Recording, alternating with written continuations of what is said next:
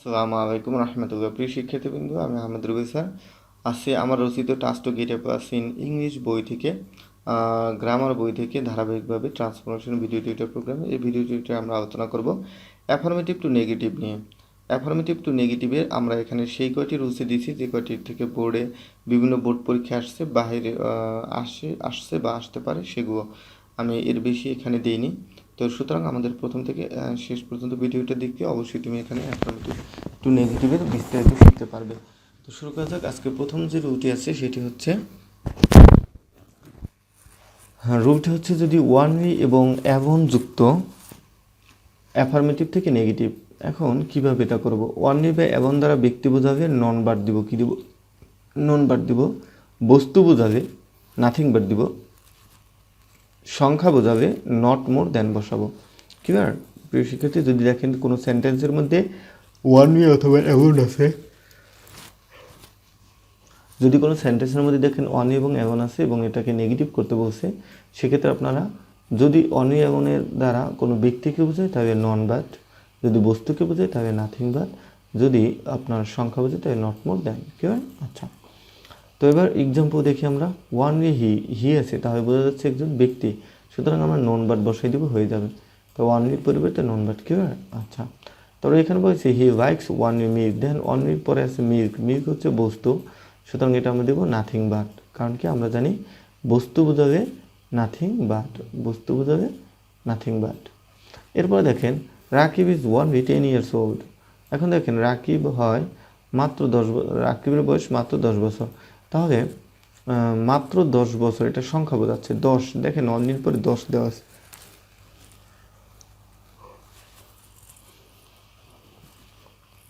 তাহলে সংখ্যা থাকে আমরা কি দেবো? নট মোর দ্যান বসাবো, যেটা শিখেছি নট মোর দ্যান বসাবো। তাহলে দিলাম কি Rakib is not more than 10 years old। Clear? তো প্রিয় শিক্ষার্থী, এই ছিল অ্যাফার্মেটিভ নেগেটিভের প্রথম রুলস। এবার আমরা টুতে আলোচনা করব। দেখেন must, have to, has to, had to যদি থাকে, এরকম সেন্টেন্সকে অ্যাফার্মেটিভ টু নেগেটিভ করতে হবে এই মাস্টের পরিবর্তে শুধুমাত্র ক্যান নট বাট অথবা ক্যান নট হেল্প বসিয়ে দিবি হয়ে যাবে। আমি আবার বলছি, মাস্টের পরিবর্তে ক্যান নট বাট অথবা ক্যান নট হেল্প বসিয়ে দিবি হবে। আবার অথবা হ্যাভ টু থাকলেও ক্যান নট বাট অথবা ক্যান নট হেল্প বসিয়ে দিবি হয়ে যাবে। তারপর হচ্ছে হ্যাজ টু থাকলেও ঠিক একই নিয়ম, অর্থাৎ তিনটি রুলসের জন্য এই একটি ফর্ম। এখন আমরা একটু ক্লিয়ার করি। তবে একটু শর্ত আছে, সেটা হচ্ছে হেল্প যখন বসাবো তখন এর পরে ভার্বের সাথে অবশ্যই আইনজি যোগ করতে হয়, কিন্তু বাট বসে আর আইনজি যোগ করতে হবে না। আচ্ছা, তাহলে you must go there, must হবে এখানে, অবশ্য মোস্ট লিখেছে must, you must go there. তাহলে আমরা জানি কি ইউ মাস্ট গো দেয়ার, তা আমরা কেন ক্যানট, আমরা এখানে ক্যানট বাট দিয়ে প্রথমটা সলভ করছি। তো ইউ ক্যানট বাট গো দেয়ার, কোনো পরিবর্তন নেই, জাস্ট মাস্টের পরিবর্তে ক্যানট বাট। দ্বিতীয়টা দেখেন, এই যে এর নোটটা দেখেন, can not but plus verb form one, আর ক্যান নট হেল্প বা কুড নট হেল্প সমান সমান ভার্ব ফ্রম ওয়ানের সাথে আইনজি।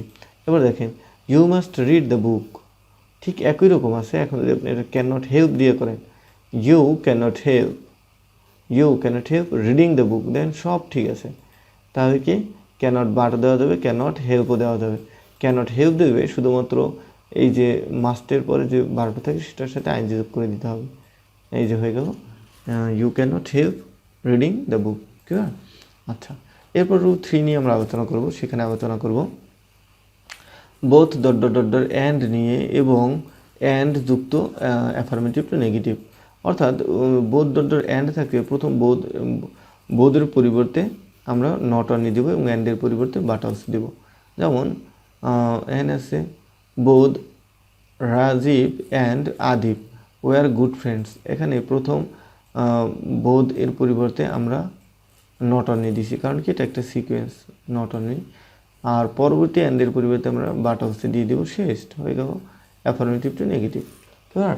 তাই কী হয়, এটার পরিবর্তে নট অনলি দিয়ে নট অনলি রাজীব, অ্যান্ডের পরিবর্তে দেবো কি বাট অলসো, বাট অলসো। এই যে অ্যান্ডের পরিবর্তে but also, and but also Adip, but also Adip were good friends হয়ে গেল। এরপর আমরা আরেকটা উদাহরণ যদি দিই, Rasel drinks milk and tea. দেখেন এখানে কিন্তু এই বোধ আর নেই, শুধুমাত্র অ্যান্ড আছে। তাহলে শুধুমাত্র অ্যান্ড যদি থাকে, যেমন দেখেন এখানে মিল্ক অ্যান্ড টি, তাহলে এখানে কিন্তু বোধ নেই। তো বোধ না থাকার কারণে আমরা অ্যান্ডের আগে যে ওয়ার্ডটা আছে মনে রাখবো তার সাথে কি ছিল, বোধ আছে, অর্থাৎ তার পূর্বে বোধ আছে। ক্লিয়ার? এভাবে ধরে নিয়ে করব। তো আমরা লিখবো কি রাসে ড্রিঙ্কস পান করে নট অনলি মিল্ক, অর্থাৎ অ্যান্ডের আগে যে ওয়ার্ডটা থাকবে সেটার আগে নট অনলি বসে দিয়ে হয়ে যাবে। হি ড্রিঙ্কস, রাসে drinks not only milk but also tea. Clear? আচ্ছা, না বুঝে অবশ্যই কোশ্চেন করবেন, আমি উত্তর দেওয়ার চেষ্টা করবো। তারপর শেষ রুলস, অ্যাফার্মেটিভ নেগেটিভ রুলস 4 আছে। অ্যাজ ডট অ্যাজ নিয়ে প্রথম অ্যাসের পরিবর্তে একটা নট অ্যাজ বসাই দেবেন, দ্বিতীয় অ্যাসের পরিবর্তে দেন বসাই দেবেন, তাহলে কিন্তু আপনাদের জন্য এটা কী হয়ে যাবে, নেগেটিভ হয়ে যাবে। তো এই ছিল 4-এর রুলসটা। আর এখানে কিছু রুলস পাশে আমি কিছু ওয়ার্ড দিছি, যেটা তোমার যদি অ্যাফার্মেটিভে থাকে মেনি বা এফ ইউ, মেইনই, তাহলে তুমি নেগেটিভ করতে বলে দেবা নট এফ ইউ। তারপর যদি থাকে এফ ইউ তাহলে তুমি দেবা নট মেনি, নট মেনি। আমি আবার বলছি, যদি তোমার যদি এফ ইউ থাকে তাহলে নট মেনি দিব, যদি এফ ইউ থাকে তাহলে নট মেনি দেব। আবার এ বিটেও থাকে নট মাস দিব, মাস থাকলে নট এ বিটেও দেবো। কি হয়, এটা জাস্ট মুখস্থ করে নেবে। এবার আমরা প্র্যাকটিস দেখো। There are many students in the class, many আছে তাই না, দেয়ার আর মেনি, তাই দেয়ার আর মেনি, মেনি থেকে নট এ ফিউ দিব তাই না। তাহলে যেমন there are not a few friends in the class. Clear? ঠিক আছে। I have a veto rice, দেখো I have a veto rice, তো ভিটো আছে না, দেখো ভিটো, এ ভিটো থাকে নট মাস, তাহলে কী হবে, আই হ্যাভ এ ভিটো, এটা চেঞ্জ হয়ে যাবে I have not mass rice, I have not mass rice. এরপর আমরা অ্যাফার্মেটিভ নেগেটিভের 6 নিয়ে আলোচনা করব। এখানে আমরা দেখাবো অ্যাজ সুন অ্যাজ যুক্ত, অ্যাজ সুন অ্যাজ যুক্ত অ্যাফার্মেটিভ অর্ডকে যদি তোমার নেগেটিভ করতে হবে তাহলে অ্যাজ সুন অ্যাজের পরিবর্তে নো সুনার হ্যাড বসাবার। এটা কিন্তু মোস্ট ইম্পর্টেন্ট একটা রুলস, এটা মুখস্থ রাখতে হবে, কারণ এটা দিয়ে তোমাদের অসংখ্য কিন্তু বোর্ড কোশ্চেনে আসছে। সেটা হচ্ছে আপনার ট্রান্সফরমেশন আসে, অনেক সময় এটা কমপ্লিটিং সেন্টেন্স আসে, তারপর হচ্ছে এটা কিন্তু স্পেশাল ওয়ার্ড অ্যান্ড ফ্রেজও আসে। তাই অ্যাজ সুন অ্যাজের পরিবর্তে আমাদের বসাইতে হয় কি, নো সুনার হ্যাড। তার নো সুনার হ্যাড যেহেতু আছে, হ্যাডের পরে কি ভার্ব 3 বসাইতে হয়, এই জন্য নো সুনার হ্যাডের পরে সাবজেক্ট বসাবো, সাবজেক্ট বসানোর পরে হ্যাডের পরিবর্তে ভার্ব ফ্রম 3 বসাবো। ক্লিয়ার? আমি আবার বলছি, স্ট্রাকচারটা এরকম মুখস্থ করে নাও। অ্যাজ সুন অ্যাজের পরিবর্তে no sooner had plus subject plus verb form 3 plus comma plus বাকি অংশ, এই হচ্ছে অ্যাজ সুন অ্যাজের সূত্র।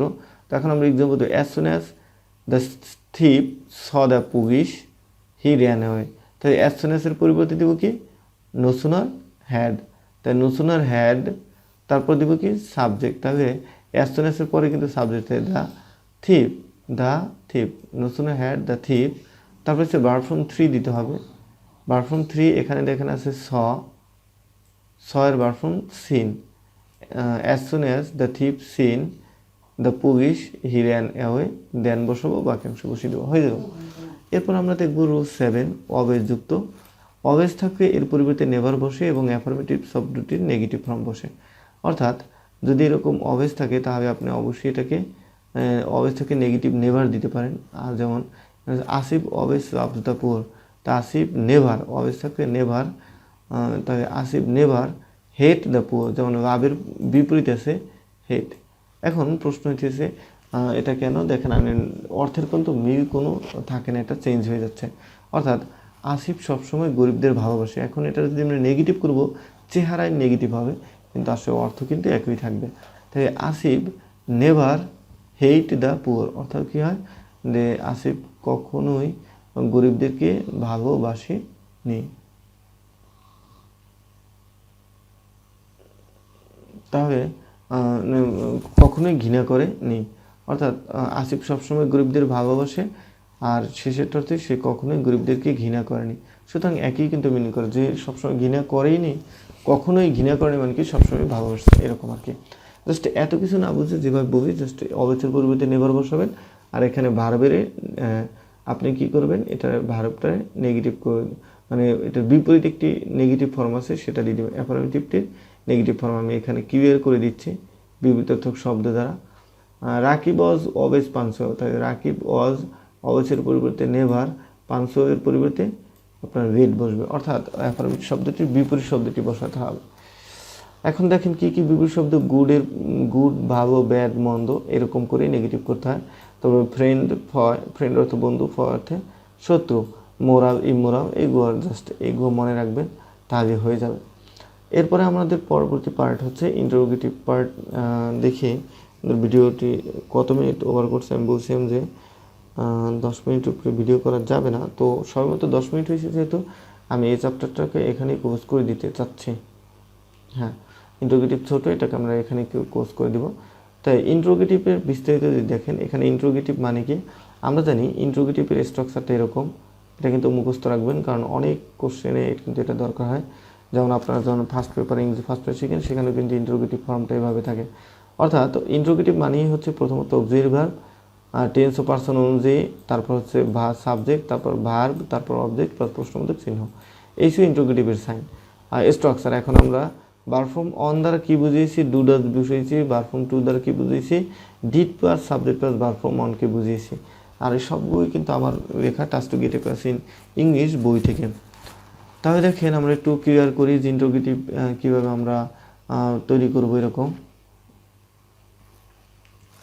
He loves her mother, he loves her mother.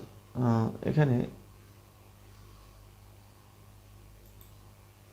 His হবে, কারণ হার না, হিজ হবে। তারপর নিচেরটাই হবে, হিজ হবে, টাইপিং মিস্টেক। তাহলে he loves her his mother.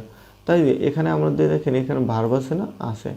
আচ্ছা, ভার্ব আছে কি, আমি বলছিলাম যদি ভার্ব ফর্ম ওয়ান থাকে তাহলে ডু অথবা ডাজ।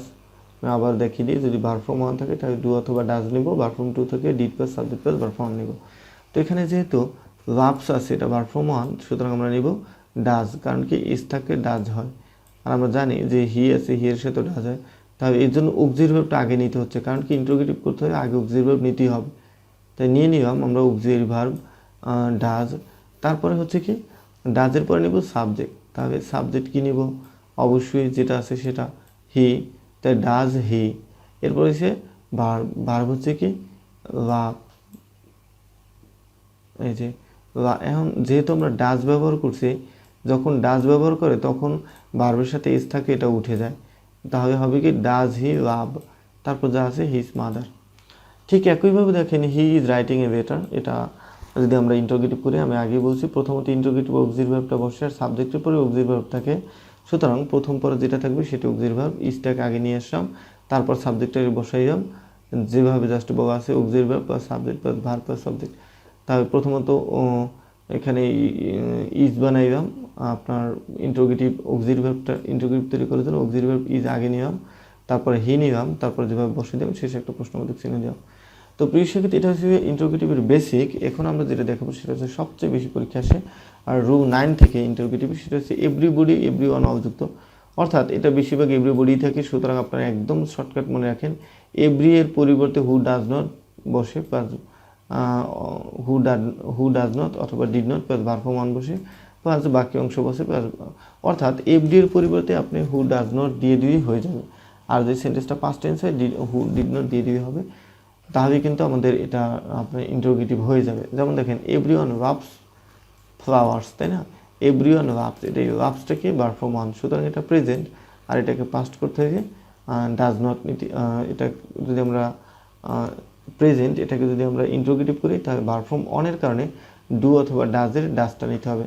তাহলে আমরা প্রথমত দেবো কি, আমি বলছি আমি এভরিওয়ান বা এভরিবডি থাকি, হু ডাজ নট বসিয়ে নিলাম, এরপর ডাজ বসানোর কারণে এসটা উঠে যাবে, এই জন্য লাভ হবে আর ফ্লাওয়ার্স হবে, যে যেরকম আছে জাস্ট ওরকম বসাবো, শেষে একটা প্রশ্নবোধক চিহ্ন দেবো। তবে তোমরা যে ভুলটা কখনোই করবে না, সেটা হচ্ছে শেষে প্রশ্নবোধক চিহ্ন না দিয়ে পুরোই কেটে দিবে। আমি আবার বলছি এভরিবডি থাকে হু ডাজ নট বসিয়ে দেবা, আর কিচ্ছু পরিবর্তন করতে হবে না, ভার্বের সাথে এস থাকলে এসটা উঠিয়ে দেবা, আর হচ্ছে শেষে প্রশ্নবোধক চিহ্ন দেবা, শেষ। এরপর রুল 10 ইন্টারোগেটিভের মোস্ট ইম্পর্টেন্ট এবং লাস্ট রুলস ইন্টারোগেটিভের, অর্থাৎ অ্যাফার্মেটিভ থেকে আমরা অ্যাফার্মেটিভ, নেগেটিভ এবং ইন্টারোগেটিভ থেকে আমরা 10টা রুলস আলোচনা করলাম। এটা আপনাদের জানতেই হবে অবশ্য। তবে আমি বলি যারা এইচএসসি তাদের এগুলো একটু কম জানেও হবে, শুধু ইন্ট্রোগেটিভটা ভালো মতো জানেন, কারণ অ্যাফার্মেটিভ আপনাদের তেমন আসে না, আপনাদের আছে সিম্পল, কমপ্লেক্স, কম্পাউন্ড আর হচ্ছে ইন্ট্রোগেটিভ আর এক্সক্লামেটরি টু অ্যাসার্টিভ আসে। তাই নোবডি থেকে কী দেবো, নোবডি, নন, নো ওয়ান থাকে, অ্যাসার্টিভকে নেগেটিভ করতে হবে, এগুলোর পরিবর্তে অর্থাৎ নোবডি, নন এবং নো ওয়ানের পরিবর্তে শুধু হু বসিয়ে দিয়ে হয়ে যাবে, আর কিচ্ছু করা দরকার নেই। প্লাস বাকি অংশ প্লাস প্রশ্নবোধক চিহ্ন কিচ্ছু দরকার নেই। যেমন no one can do this, no one can do this, তাই নো ওয়ান আমাদের এখানে আসে না, দেখো নো ওয়ান আসে, সুতরাং এটার পরিবর্তে হু বসিয়ে দিয়ে হয়ে যাবে, হু ডু দিস। ক্লিয়ার আমার কথাটা? অবশ্যই। তো প্রিয় পরবর্তী ভিডিওটি আপনারা জানেন যে এক্সক্লামেটরি নিয়ে হবে, সুতরাং সেই পর্যন্ত ভালো থাকুন, সুস্থ থাকুন। যারা নতুন চ্যানেলে নতুন আছেন, আমাদের চ্যানেলে প্রায় 5-5.5 উপরে ভিডিও আপলোড হয়েছে অ্যাকাউন্টিং এবং ইংলিশের উপরে। পরবর্তীতে আমাদের আরও এবার 6টি বই বের হয়েছে, আরও সামনে আমাদের আরও 4টি বই বের হবে, সেটা হচ্ছে আপনার হিসাব বিজ্ঞান প্রথম পত্র, দ্বিতীয় পত্র, বহু নির্বাচনীর শর্টকাট, এবং আসবে আপনার আইসিটি এবং ফিনান্স, এরকম বই আসতে ইনশাআল্লাহ। তো সে পর্যন্ত আমার এবং আমার সুস্বাস্থ্যের জন্য দোয়া রাখবেন। ভালো থাকবেন। আল্লাহ হাফেজ।